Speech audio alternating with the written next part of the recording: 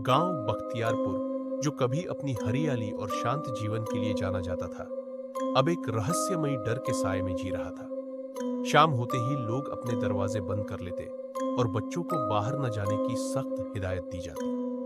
कारण था जंगल के पास वाली सुनसान पगडंडी, जहां कई लोगों ने एक उल्टे पांव वाली लड़की को चलते देखा था। उसका चेहरा सफेद, आंखें काली और लंबे बाल हवा में लहराते थे। लेकिन जो चीज सबसे डरावनी थी वो उसके पैर थे। उसके पैर उल्टे थे, एड़ियां आगे और पंजे पीछे।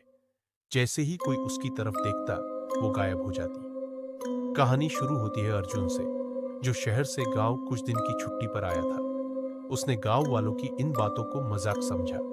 वो पढ़ा लिखा लड़का था और अंधविश्वासों पर यकीन नहीं करता था। एक लड़की उल्टे पांव चलती है और लोगों को डरा देती है। हंसी आती है मुझे, उसने चाय की दुकान पर बैठे बुजुर्गों से कहा। गांव के बुजुर्ग रामू काका ने गंभीर स्वर में कहा, बेटा, जो देखा है वो बताया है, कोई मजाक नहीं है ये। पगडंडी के पास मत जाना रात को।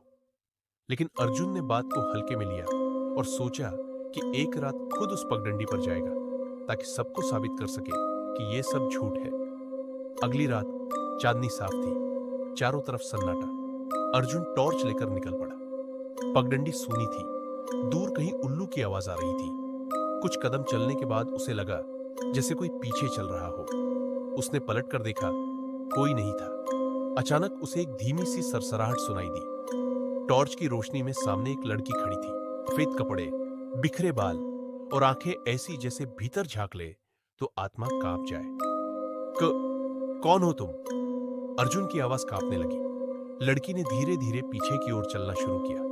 उल्टे पांव, अर्जुन की टांगें जैसे जम गई हो। वो भागना चाहता था, लेकिन शरीर उसका कहना नहीं मान रहा था। लड़की ने कहा, क्यों आए हो यहां? तुम्हें भी बाकी लोगों की तरह रहना चाहिए था दूर। अब तुम नहीं बचोगे। अर्जुन जैसे ही भागने के लिए पलटा, उसके सिर के पास से एक ठंडी हवा का झोंका गुजरा और फिर सब कुछ अंधेरा हो गया। सुबह गांव वालों ने अर्जुन को बेहोश हालत में खेतों के पास पाया। उसके शरीर पर खरोंचें थीं, कपड़े मिट्टी में सने हुए थे। जब होश आया तो अर्जुन कुछ बोलने की हालत में नहीं था। अर्जुन को घर भेज दिया गया, लेकिन उसने गांव छोड़ने से पहले एक पुराना पंडित बुलाया और सब कुछ बताया। पंडित हरिप्रसाद जी ने कहा, यह आत्मा यहां वर्षों से है। वो लड़की गांव की ही थी। कई साल पहले उसके साथ बहुत बुरा हुआ था। गांव के कुछ लड़कों ने उसे बदनाम किया और उसने आत्महत्या कर ली। मरने से पहले उसने बदला लेने की कसम